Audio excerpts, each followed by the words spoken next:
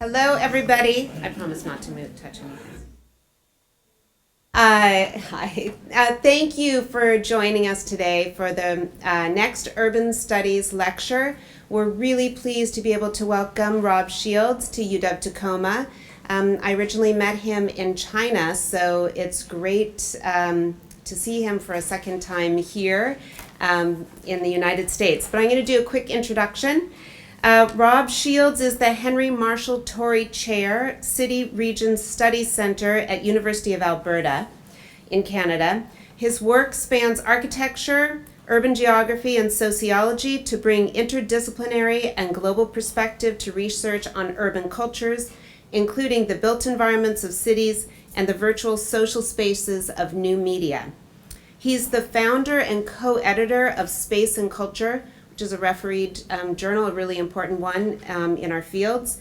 Also of Curb Planning magazine, and he is an award-winning author and co-editor of numerous books, including Places on the Margin, Lefebvre, Love and Struggle, which has been translated into Greek, Strip Appeal, Reimagining the Suburban Mini Mall, Ecologies of Affect, Spatial Questions, which has just been recently translated into Chinese, and City Regions in Prospect.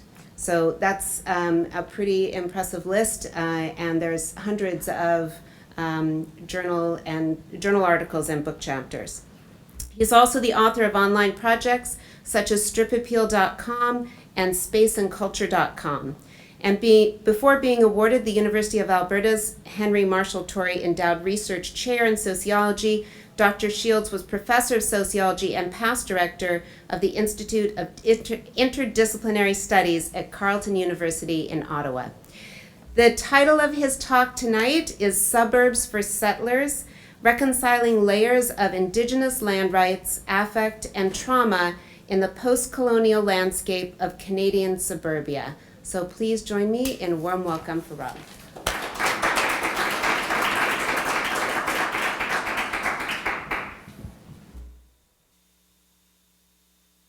Thank you very much. It's a real delight to be here on the traditional lands of the Puyallup and on such a beautiful campus, which is a novelty for me as an urban campus, and really interesting buildings and beautiful artwork. So if I'm boring, you've got things to look at here, which are marvelous. I am going to talk today about Edmonton, a city of about 1 million, all told, in the metropolitan region on the Canadian prairies. It's one of the most northerly capital cities in the world.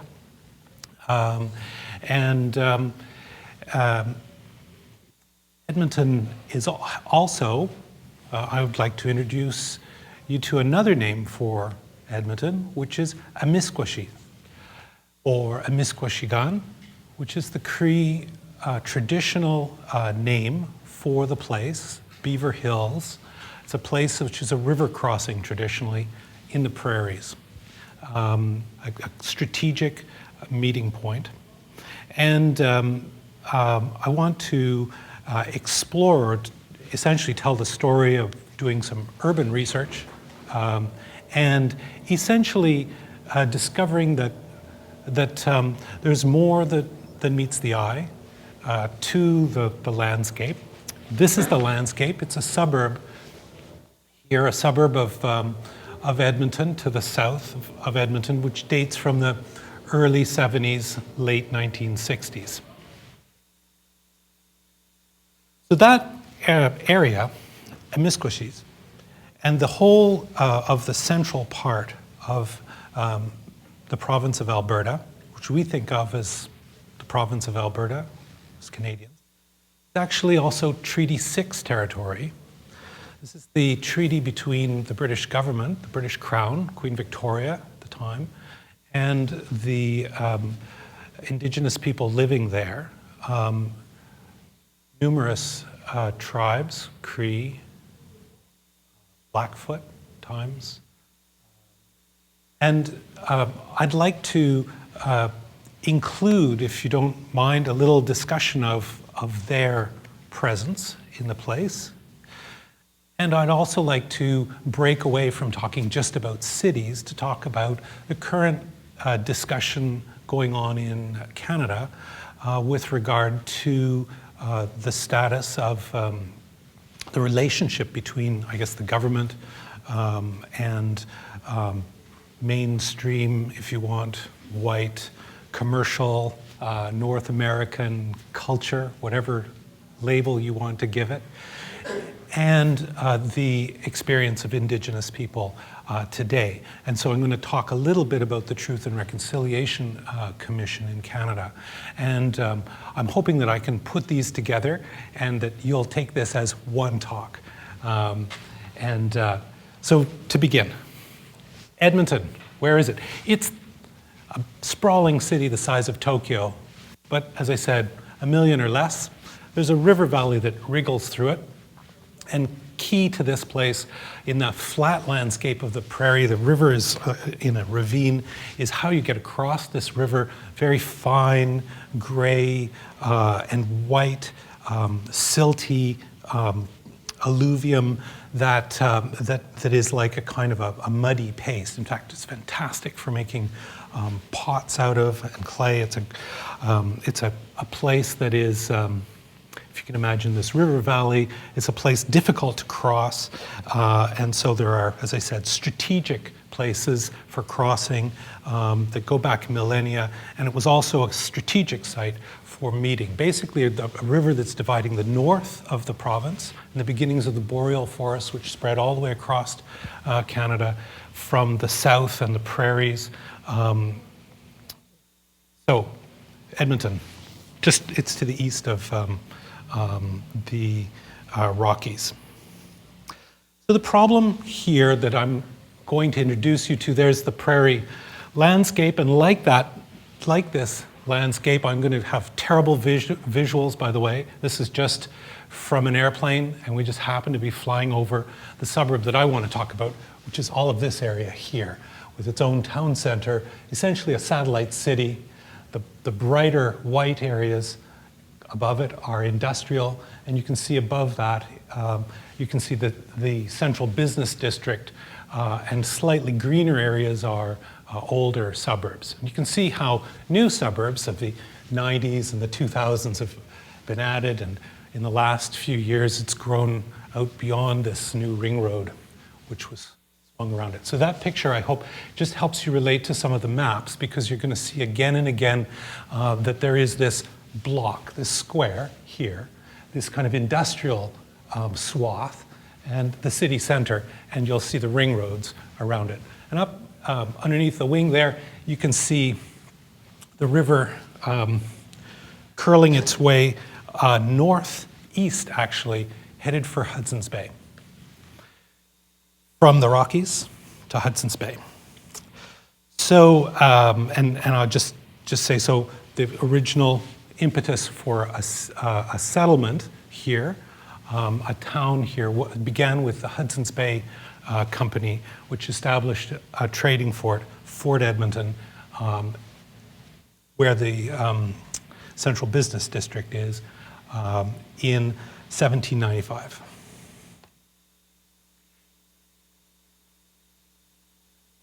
So, just to give you a little bit lower perspective, I told you it was flat, didn't I? Yeah, it's flat. It's flat, and so the river is a good 100 feet down, right? And a kilometer across. So, miles, you know. The bridge is 750 meters. How much is it? About a half mile, maybe? So there's a half-mile railroad bridge. You can come and cross on a tourist ride. So Mill Woods, in the 60s, was envisioned as a new urban community for 120,000 people, a new city in a suburban environment. It's on over 6,000 acres. And it was started in 1969, and it's one of the first of its kind in North America, if you believe the promotional stuff. The point I'm going to make about this is that, like the prairies what we're seeing and what we hear is a story that's flattened, shifted. There are things missing in a kind of an imagination of the place in which an indigenous past is simply missing. So it's banal, and one of the things that is missing, but oddly, I'm going to argue you can find it, is that history, that historical presence. So for example, down at the mall, in their city center, is this kind of poster, and I'll read it for you. It says, "From Indian Reserve to homesteads to land bank." So the land bank would be in the 1960s, before they created the suburb itself. It says, in 1877, federal government commissioners signed Chief Pappas Chase, who lived with his family and other band members at the Rossdale Flats, that's down the river valley, below Fort Edmonton, to Treaty 6. Because of European settlement, etc., because of European settlement, I'll read this, the Pappas Chase Band was allocated land south of Edmonton. Band members were offered Métis script. These are, in other words, indigenous people were offered the terms of Métis mixed French and indigenous groups, which some accepted and were forced off the reserve, which is a kind of a clue. Some joined the Enoch Reserve, so there's a nearby reservation, 30 miles away. By 1887, there was nobody left on the reserve. But according to the current chief, the band never legally surrendered their land. So that's the level of knowledge that it's possible to get, and would be beyond what most adults would have. Children in middle school, so your average 12-year-old would probably be familiar with that story at that level. Your average 22-year-old would have no clue. So your average 56-year-old would have not know at all. So I was essentially assigned Mill Woods, and this is really the story of my education and surprise. I was assigned Mill Woods for a book called North American Suburbs. If you're an urban person and you're writing about North American suburbs, well, you want to write about, take your pick, Levittown. You want to write about some suburb that is, it's going to be top of the list. The Chicago, the rings of the development of the Chicago school, maybe LA. Be somewhere in LA, and I, put up my hand and said, can I have somewhere that I know that my students have been, it's on their list. Toronto, Vancouver. No, you've got Edmonton. So we went off to study Mill Woods, and it has this interesting feature that it's a 1970s working class suburban utopian project as a land bank. And it has this unexpected quality that it's sitting on top, or partially on top of a reservation. The debate, though, in the book, just to finish about the book, is what kind of suburb is it? And it has, the preoccupation we get into when we do planning and urban studies is by categorizing. And very often we get focused in on, how does this compare? How big is it? How many people live there? And is this a commuter suburb? Is this a transit suburb?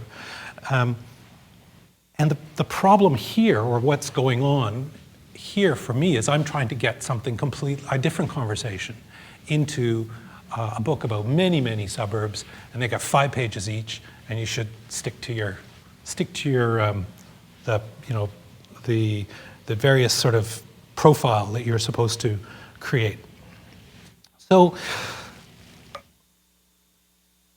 we're not even sure what a suburb is in the literature before we decide what kind of suburb it is. Suburbs are often thought of as homogeneous. They're built at the same time. They're a uniquely 20th century phenomenon. But Millwoods is hyper diverse. It's got a population of over 80,000. Over 130 languages are spoken there. It really is the world in a microcosm today. It is certainly not just white nuclear families. They aren't, two parents and 2.1 children. There are households with 10 to 12 people on the title. In other words, there are multiple families who are co-owning a house, many multi-generational households. So again, very diverse. So it might be, how to class it. The suggestion has been that we should categorize this according to how people travel. Do they commute? But in this case, I had mentioned that Millwoods, which is the darkened square, and here's the ring road going around. And this is about what you could see from the first picture out the airplane window, that Millwoods is in the suburbs, and it's surrounded by industrial land, and it's a great place to live if you work just a couple of kilometers over. So it isn't a commuter suburb in the traditional way. People don't go downtown. It's not a great place. You might have seen from some of the other images, it's a bit of a hike to downtown. And furthermore, when you try to get figures, it turns out that if you ride a bicycle for 5 months a year, and then you drive in the winter, I'll show you pictures of winter, then you're a motorist, you're an automobile commuter. Bicycle drops out of the statistics. So as I worked on this, I was having trouble answering the question, what kind of suburb is it? And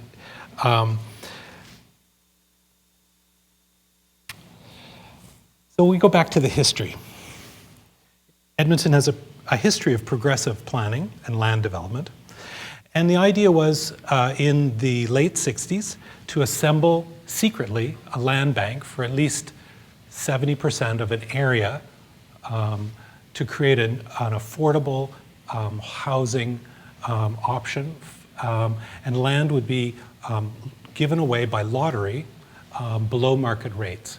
And people would hire their own contractors and they would start to build. So this is the nucleus of Millwoods. What later became the Millwoods town center is up at the top of the screen. They started by building a high school and a couple of these fairly traditional crescents in the North American style. They're single-family detached homes. People would have been young. This is what they were building.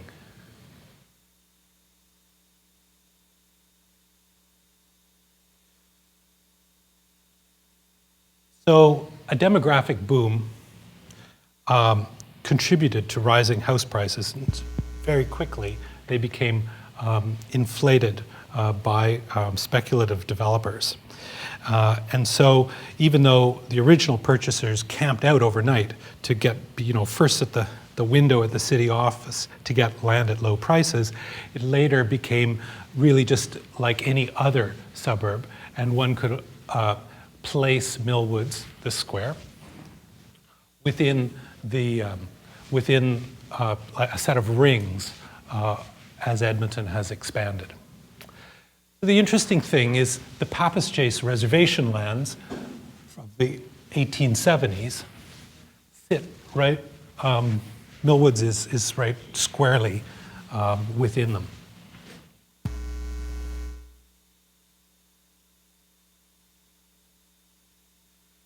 So I didn't know how much demography to go into, but here again we have the period of construction with lots of these kind of maps.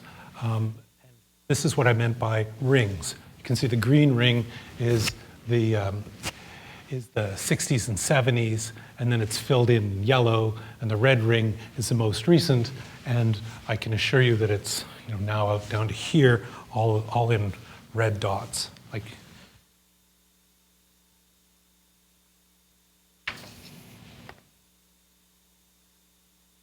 Minorities. Yellow is not a visible minority. So in Canada, we have this funny category called visible minority. You probably get the idea, but visible minority means I'm brown. That means that there's all kinds of invisible minorities.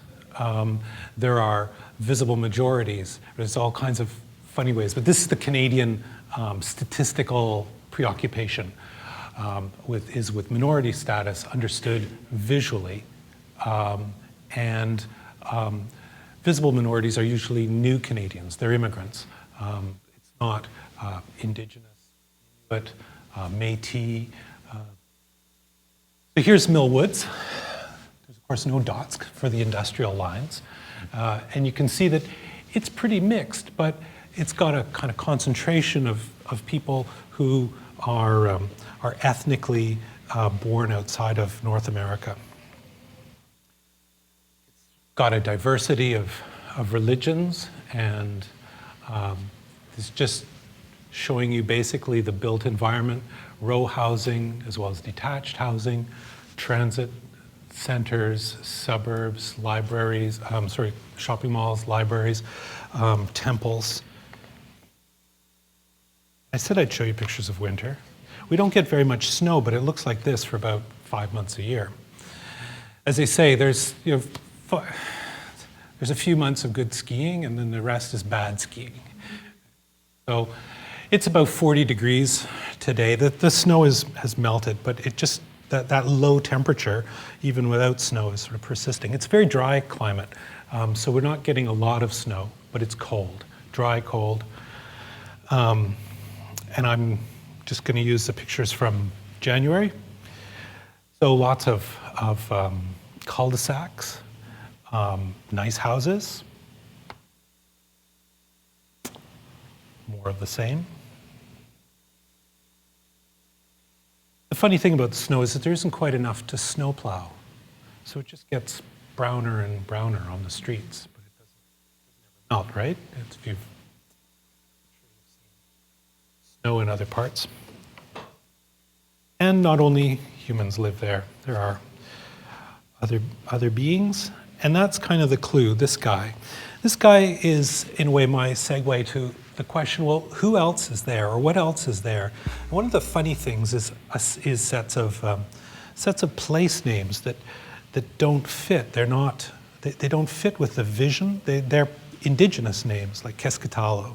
And when one sees the architects' renderings of those row houses originally, they're by Scandinavian architects, and so they imagine themselves in Helsinki on the edge of the Baltic, and of course then they populate their artists' renditions. And what do you put in them? Well, you put people, and what do the people do? Well, they're rigging their sailboats to go sailing, and it's amazing things to drive through those areas, and you see Thai and Somali taxi drivers getting ready to go on shift. You don't see any sailboats. There isn't a lake in miles and miles and miles. So that brings me to Amisquishis. Amisquishis is the key Cree word for Beaver Hills House. Edmonton's first commodity was furs, shipped up along the Saskatchewan River to Hudson's Bay and then to Europe. Then wheat, and in 1891, Edmonton became the northern terminus of railroads in North America. It was a city in 1904 and capital of the province since 1905. The university dates from 1901, actually predates predates the city. So the lands to the southeast, however, of the city were to be the home of the Papas-Chase Cree. So in this you have up at the top, under the bend below 580, you see the word settlement, and that is essentially all it was. It's almost a hope for a settlement. You see a boundary there, and then by contrast you see the reservation here with some lands indicating, some gray dots indicating cultivated areas. So this, if you recall Millwoods is sitting here in this block. They call these quarters, these squares in the survey grid. Unlike the American West, the Canadian West, the surveyors went out and laid out grids, and then the Crown gave out land preferentially, and then it was kind of a speculative thing which was sold on and then sold on and sold on with all kinds of requirements attached. But you didn't just arrive at homestead. You arrived, you had to buy land, and you often got a quarter section, which would be about the size of a large prairie farm, as you could imagine it today. So the Pappas Chase Reservation symbolizes the changing spatial and social relationship, not only between the colonizers and the indigenous population, but between suburbia and the city. I want to argue essentially that this kind of history should be part of studies of suburbs. The Pappas Chase, who were here for decades and decades, moving across the land, staying sometimes, camping, moving to other camps at other times, they are at the root of a place that maintains a kind of a sense of place, even though the formal identity has changed over time. So the history books for this region that you see in this map focus on the Hudson's Bay Fort, which was up in the bend there where the settlement is. The Pappas Chase and other indigenous people were recognized by the Crown as the earliest occupants. As earlier, even in the 1760s, there are documents. They're recognized as the founders of the sense of place, of the place identity of the area. And so with this shifting identity and the building of the city on top of lands which had been occupied by indigenous peoples and then formally granted to them and then annulled, the effect is one of erased layers. And Dwayne Donald, a Cree colleague, calls it a pentimento. It's kind of, you know, when the Renaissance artists painted a painting and then they canvas, and so they just painted the next painting right on top of it. So there's these quite different layers to this place. But even pentimento oversimplifies it. And my argument is that we're at a time when the indigenous history and memory is starting to show through in the official history of Canada.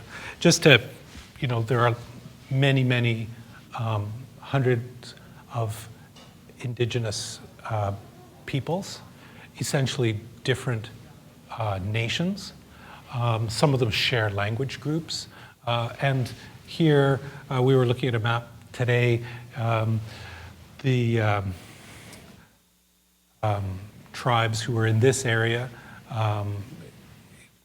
down to the Chinook are all part of the Salish peoples, along with people in Vancouver and right up to the Haida tribes in Haida Gwaii, just kind of where Alaska and Canada meet on the British Columbia coast, that Alaskan panhandle. So in Alberta, Treaty 6 is this area basically around the watershed of the North Saskatchewan River, of Cree, Beaver, Chippewa, Blackfoot, Stoney, Pecan, even Lakota at different times. And this is a map of the treaties which were signed by the Crown. Incidentally, you'll notice it stops with the Rockies, and they didn't sign treaties in British Columbia, which is, we can talk about that a little later if you want. So there are both indigenous groups that signed treaties, so they have a written relationship with the Crown, the British Crown, and now the Canadian government. And Then there are groups that didn't sign any treaties, and so they have an ambiguous relationship or a kind of uncodified or unsettled relationship with the colonial society, the settler society. Across this, at the beginning of the 20th century, across Canada, the government, with the aim of assimilating tribal peoples, especially those on reserves or in remote communities, created residential schools, which I think you had in this area as well. And there was forced attendance. They were residential in the sense of boarding schools, so children were picked up and moved often for better part of their youth to those schools, and they didn't see their parents. So it created it interrupted this intergenerational transfer of culture. They weren't allowed to speak their languages. So this created a great deal of trauma in Canada. And I want to just wait before I talk about that, because I want to let's talk about this. So over the last few years, we've had a commission of inquiry, basically a set of national hearings, go across the country and talk to what we call the survivors of the residential schools. There were many abuses, but essentially the commission has settled on a legal term which they call cultural genocide. This is in the original United Nations understanding of what a genocide is. Cultural genocide is carefully chosen because genocide is a kind of forbidden word. You use the word genocide, and then governments are compelled by international treaties to act in certain ways. This allows essentially a conversation to be initiated. And the conversation that the survivors wanted to initiate was around abuse at the schools, but also around the general disregard for the treaties and for Aboriginal rights. In Edmonton, we had a hospital for children with tuberculosis, and we had residential schools populated around the prairies. So the residential schools, this is a more modern 1950s version. They persisted up to 1986, and they were operated by churches as the delivery agencies. But when you read the reports, both the summary and the 10 volumes that come before that, and then the 20 volumes of reports that anticipate this set of hearings, like really years and years of various examinations. One finds a language of alienation, of depression. When we went through it, we found again and again words like lonely and alien, poorly maintained, harsh and alien environments. We were hiding, we sat in the corner and cried. We were overwhelmed by the size. We had chores, loneliness, cold. So Indigenous populations have experienced, Indigenous people have lived through this, and from the report in 2015, basically a moment at which cities stopped. I was in downtown Vancouver at the time. As if even the traffic had stopped. It was silent. As people kind of watched this, like a CNN broadcast in the coffee shops, kind of, whoa. And there was a question, well, what next? So there was compensation, but above all, there's been a commitment to a conversation, and we're now in this process of indigenization and of reconciliation, though no one really knows what that means.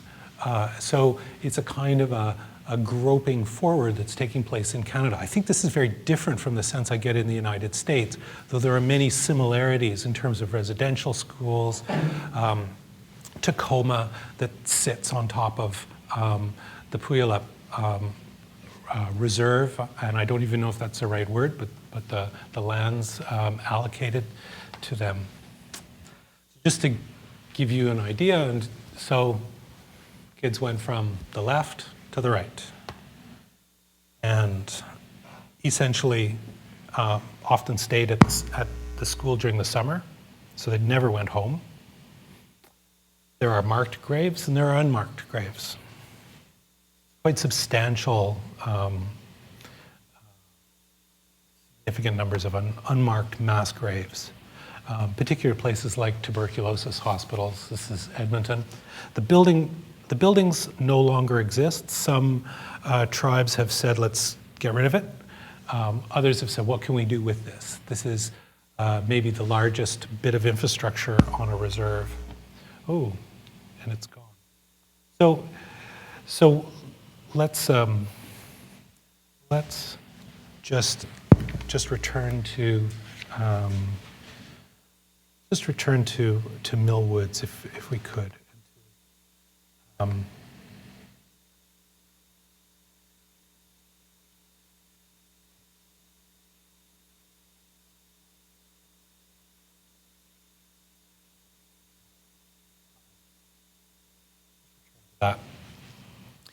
So we're in this context, in a kind of new context in Canada, where there are baby steps. We see that there are histories of previous Aboriginal occupation, and these are completely absent in the literature, the suburban literature. Most of the literature on urban Aboriginals, it's called, looks at issues around Indigenous people who have been forced off reserves because of housing shortages, and they're living in city centers. But we've really got no sense of our sense has become that Indigenous people have migrated to Canadian cities. But what this shows is that they might actually be living exactly where they traditionally lived. And it's the settlers who migrated to Canadian cities. So we've actually succeeded in the professional literature in reversing, like turning upside down the story. That's interesting. The logic of the reserves was never neutral. It was part of a logic of domination and of cultural genocide. This land is not the best agricultural land. Edmonton has around it some of the best agricultural land in North America, despite the northerly location. Long summers, long days in the summer, like double the amount of sunlight elsewhere mean you can grow interesting things here. By 1885, local Indigenous residents, the Pappas Chase, were forced by starvation and impoverishment to either settle on other reserves or to accept scrip payment, which is about $75 and some supplies and some rations. So essentially, they were starved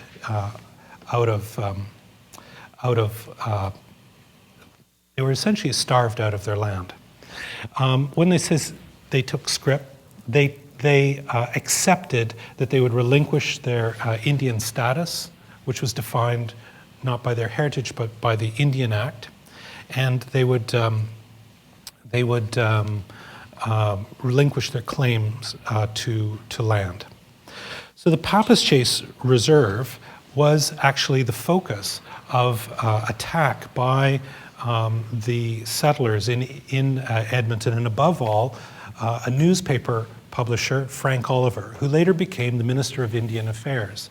And he created the Indian Act and was presided over the elimination of the reserve. So by 1887,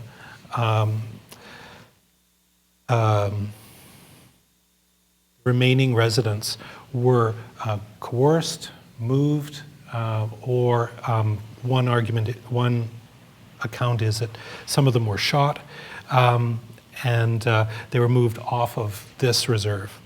So it was argued to be not in the interest of the population the new settlers, that they needed the land for settlement. But the truth about this is also in a railway line, which is coming up here. It's this line.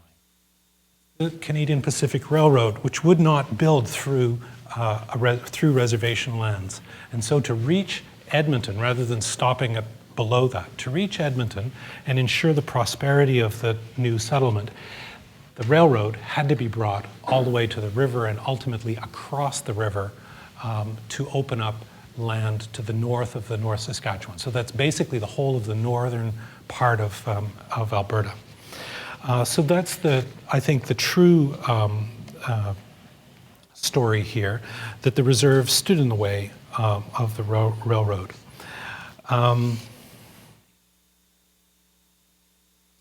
Today, there are very few Indigenous people living in Millwoods, and I think that it's ironic that the suburb has become a suburb aimed or with the kind of purpose, the sort of reputation of attracting people who are immigrating to Canada. So currently, it's a major receiving site for Syrian refugees. So the irony is that the colonial strategies for displacing Aboriginal peoples created the open spaces that ultimately became suburbs as settler enclaves. And Canadian suburbia, I would say, is a spatial expression of that settler society. Nonetheless, we've got Indigenous responses in the form of title claims, civil unrest, and violence that reflect a kind of ongoing debate. Essentially, now land claims and land claim struggles have become part of Canadian culture. So we don't talk about that as part of Canada, but it's a regular staple of the news. Is what is the status of various land claims? I don't think there are many other countries where land claims, again, how many 12-year-olds could tell you about land claims? It's a really embedded element of Canadian reality. So the land tells a story of transformation, and it connects those new Canadians, the Syrian refugees, to the First Peoples. And I think we see here that we don't see we don't see a post-colonial relationship between migrants and a dominant Canadian culture. We don't see that depiction, which is in a lot of the literature. I can say more about that if you want. But we see a neo-colonial situation. And it's one that's actively contested. In an ironic echo of the Pappas Chase predicament over accepting scrip in return for rations, food rations, Millwoods is again the site of food insecurity. The cost of food has increased quickly, and we see reports of food banks opening and an increased prevalence of diabetes over the national rates amongst the residents in this particular suburb. So there's something of an interesting kind of continuing story there. It's impossible to get statistics for this area alone. That's one of the frustrations. Doing the research is actually hampered by not being able to get basic information. So I'm saying that we can reimagine the notion of suburb, that the Pappas Chase allow us to rethink what we're doing when we study cities and when we study suburbs.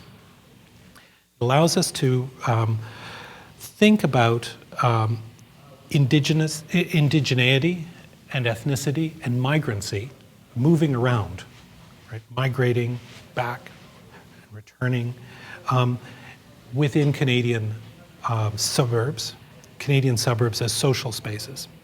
The second thing is that it tells me, at least, it tells us that we should pay more attention to the temporalities and the historical legacies that underlie the usual story that suburbia is something new. It's about newness, new settlements, new buildings. And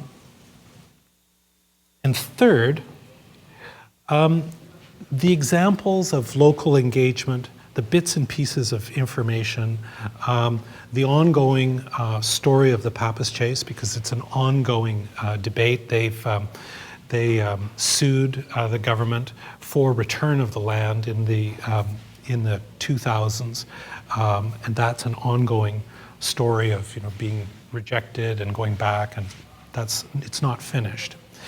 That tells us or shows us how these kind of buried layers intersect with the urban environment today. That basically the past is peeking through the arrangements of the present. So that also points at the resilience of people. The Pappas Chase have over 1,000 members who are descendants of the original residents, verified, signed up. And this suggests we need to pay much more attention to this in urban and suburban studies. And if we don't, then we end up repeating the cycle.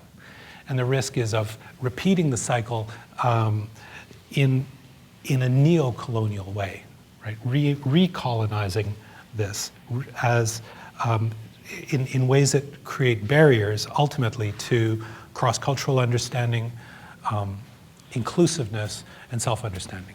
So, thank you very much.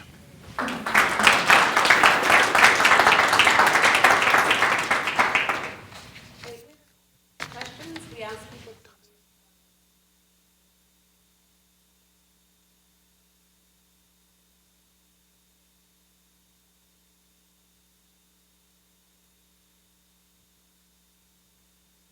Go back to your opening task, which was to talk about North American suburbs. Actually, I was struck midway through your talk about similarities with Australia. I'm wondering if you found parallels there, because the North American parallels with the United States are there to be made, but actually there might be more interesting work to be done comparing, say, Australia with Canada.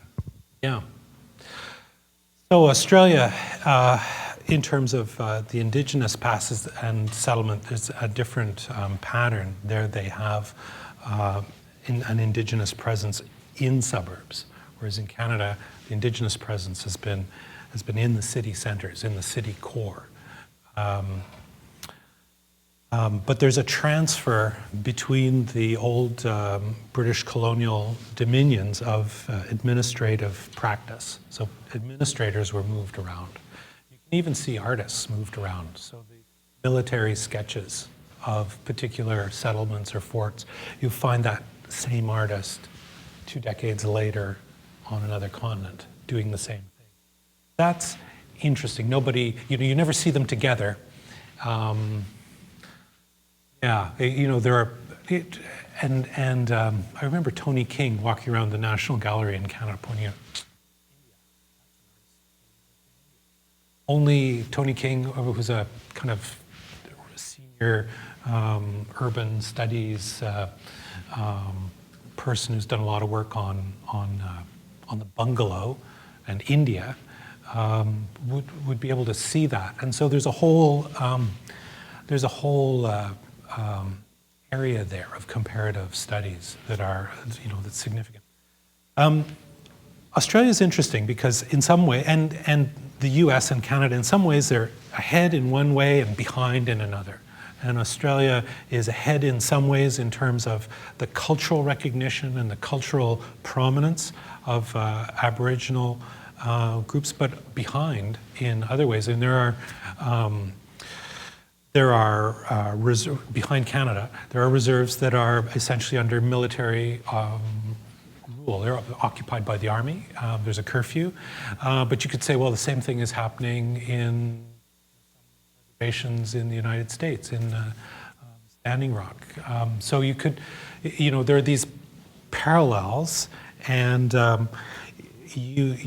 there's a whole area there that requires quite a bit of expertise, right? So you could really make a mistake in kind of comparing, but it's really striking to parallels. Similarly, just Tacoma and Edmonton is it's worth some you'd have to really know both places. You'd have to talk to a lot of people. You'd have to spend a lot of time in the place, right, to really get into the place, to sort of understand not the superficial comparisons, but or maybe contrasts, but also to get more of a sense of what's the spirit of the place as land that is of maybe spiritual and environmental and economic significance to a group that traces its ancestry and identity to the place, but it's overlain by this abstract space of the city, the city grid and so on. And it's in two places, but there are variations. And I think I think if you're a student looking for a PhD topic, there's a good one. I mean, it'd be really great because it's only by comparing those two situations that you can really learn about them. The person who compares has a story to tell. The person in each place, well, they're there, and maybe they already know their situation. So. For you thank you. Is it okay? I wonder if I could ask you to build on that insight a bit on sharing with us more the connection to place as you have sensed it and encountered it, or in your researching of this particular suburb, the Papachase, the Cree, because what I understood you to say, and correct me if I'm wrong, that these reservation lands, or what I don't know if they're called the reserve lands, were not necessarily the lands that were chosen by these bands of people. Right. And so the connection to place and the identification that Indigenous peoples feel with this area that has since been suburbanized in this kind of late modern way that we're so familiar with. Are there place claims or identifications or attachments that continue to play out, or is it more of a, and something of interest that there are these kind of subsequent claims, but perhaps it doesn't stretch back in the same way that the practices of a plains tribe that would have been maybe more mobile or maybe ranged and connected to different places on the landscape. I wonder if you could just share with us a little bit more how people connect with that particular place. Yeah. So there's a range from the tangible to the intangible. One of the things that is there is burial sites, but also lost burial sites. So there are key historical leaders where there's there's an oral story that there is a burial site, but no archaeology has been done. There are burial sites which have been discovered, and like one up in the river valley,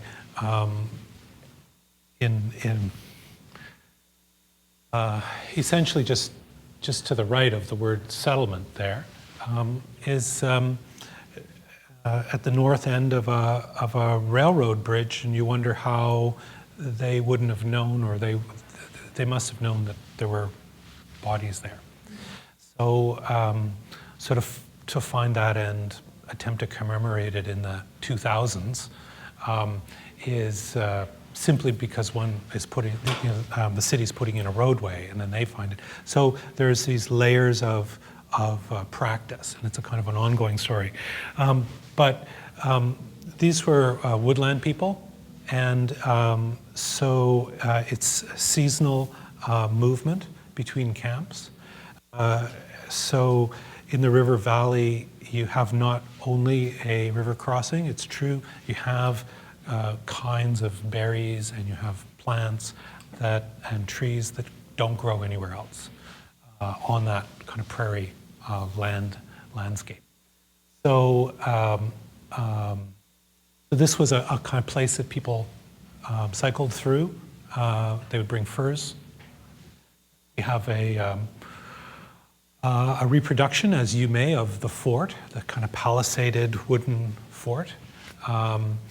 And there's a teepee outside to illustrate. There was over 1,000 teepees outside the fort.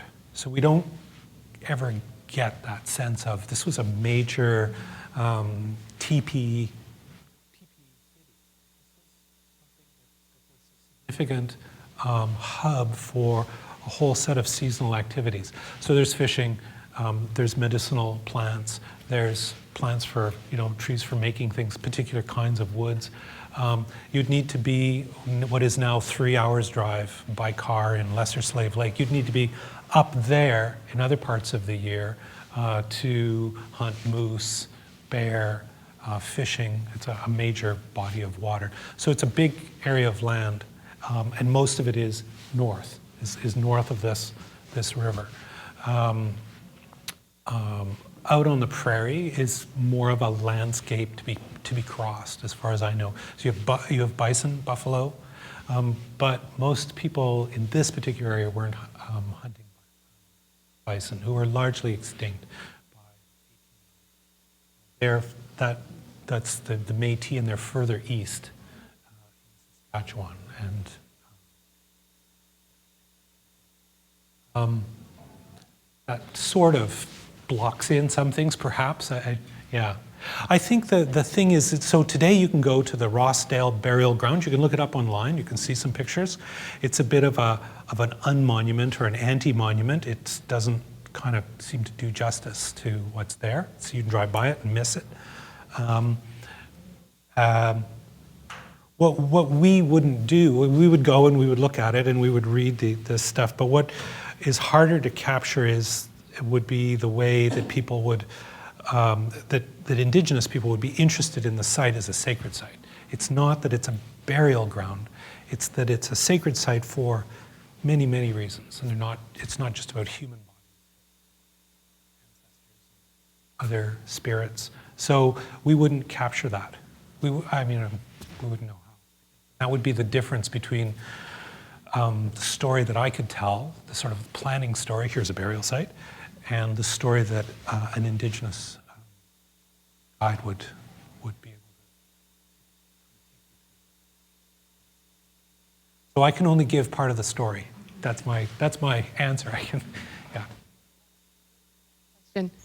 So first, I just want to say that you did an amazing job of connecting, giving us a story about the configuration of the space and then linking that to the lived experience and place and using media to do that.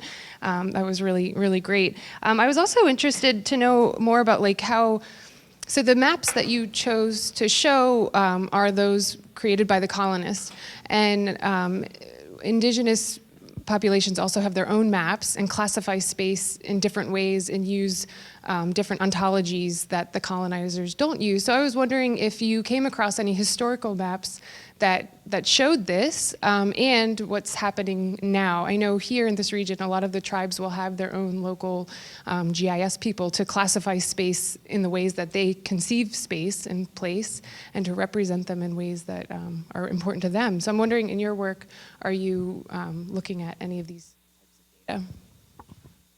No, I haven't found anything like that.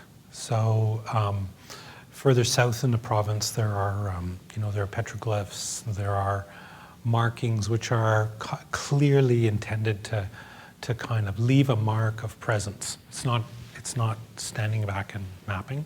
It's putting people in place, and those are Navajo. So it's far, far north, Navajo, Banff. So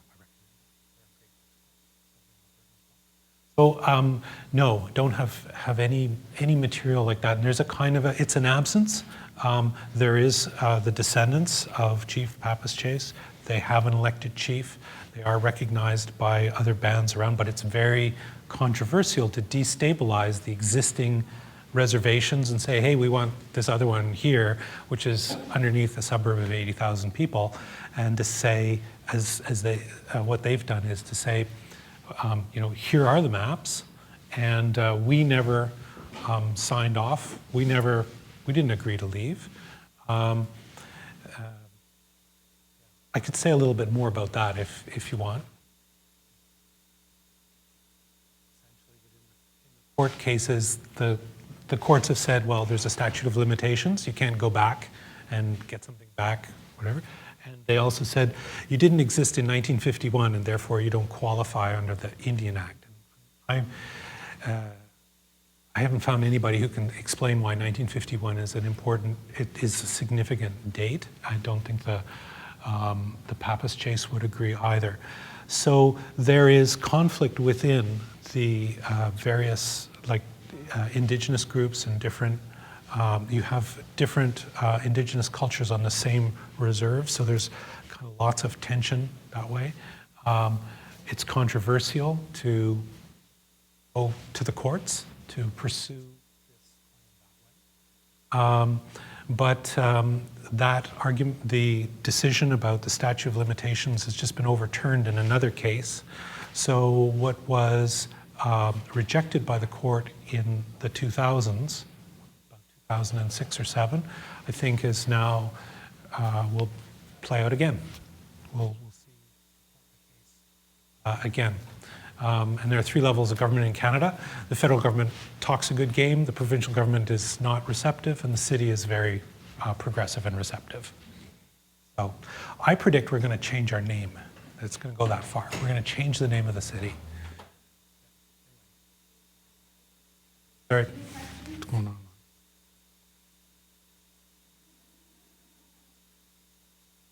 Go ahead. Back. So just maybe we'll wrap up in a second, but could you say something about how you have negotiated the classification request in this volume, given the complexity of this case and the erasure of layers? Yeah. So one of the things I want to draw your attention to is I did this work with students, and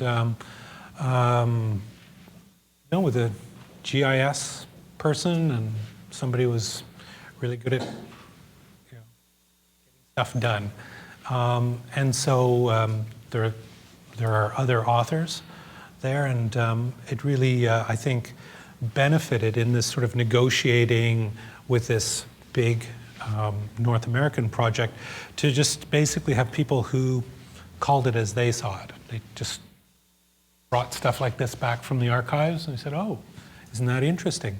Even these maps, there was a question with the maps, even this map is very difficult to read. It takes several readings. I think it was a couple of months before I really understood what I was looking at, even in terms of the local waterways and so on. I mean, this is a creek, but it's a kind of an odd thing because it seems to end in nowhere. Just the way something like that comes out of the archive is a bit of a scratcher, and the quality is awful.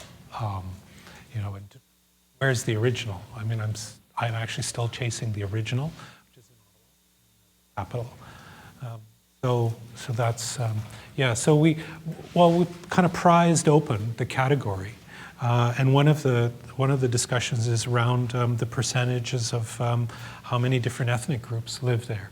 And my problem is that I don't have a large population of Aboriginal people in the suburb, but nonetheless, Edmonton is now got the largest or second largest Indigenous population within city limits in Canada, around 16%. Edmonton's growing slowly. It's like, it's expanding. It goes through booms with the oil industry. So I think there's about a 5% growth rate in the region in general. This particular Millwoods, this suburb is not really growing, maybe 2%. I don't. So, but they're small figures. Okay. So to the west is a reserve, same size, called the Enoch Reserve, and their population grew over 70%. 70%. It's something like 71 or 7. So, and the Indigenous population is young, so it's going to keep growing. So we're really looking at a very different identity to the city. And as a city that had struggled to find an identity, always thought of itself as, well, I think of it as not a proper city. It's not fitting the categories, and that's why I'm struggling, because I don't have a suburb that's going to exemplify some key category that planners want to talk about. So it's finding an identity, and that's why I think that they may even change the name. Politicians are right on this kind of idea. They're really keen. They're also young. So it's an interesting laboratory for what's possible in terms of having this kind of past. So I get to ask the last question before we close. Thank you for this wonderful talk. It made me think of American Southwest, but I imagined it in a different way. And that is, for the longest time I lived there, it appeared to me that urban development was avoiding those pieces of land that legally belong to the indigenous population. See urban patterns of development that would surround and go around the land. And what was fascinating is when the 1990s casinos were discovered and that was to be done. It seems to me we need a new branch of studies because those development now are meeting the city, and in no time somebody who is not trained in it to see the boundaries between the two and that history that was lost in that process. Any commentary for new kind of suburban studies? Yeah, so this urbanizing reserve, I think that's a whole, again, if you're a student, it just shows how little we know, because we have this category called reserve, but it's applied equally everywhere, in the United States and in Canada, and they're completely different legal regimes, and as you've just pointed out so well, some are in the hearts of cities, some are on port lands. One thinks of North Vancouver, has a reserve in it. Victoria has an urban reserve. And it's not only an academic topic. So if you're a developer and you want to develop and you are abutting a reserve, or perhaps you're even on land that's been ceded to the city in some way, or it's on a long-term lease from a reserve.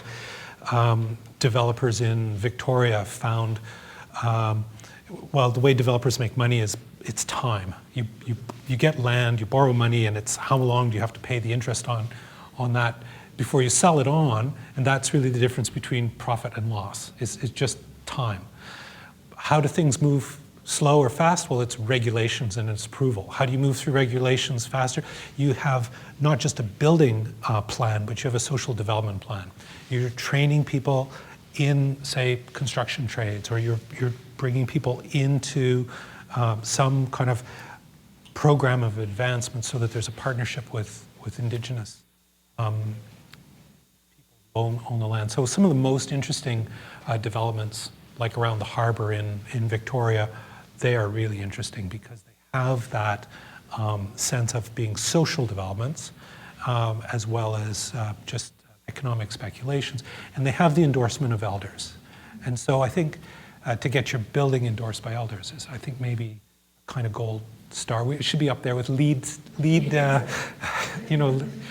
energy efficiency ratings. Yeah. Thank you very much. Yeah, and let's give a warm thank you. Thank you. Token of our appreciation. Thank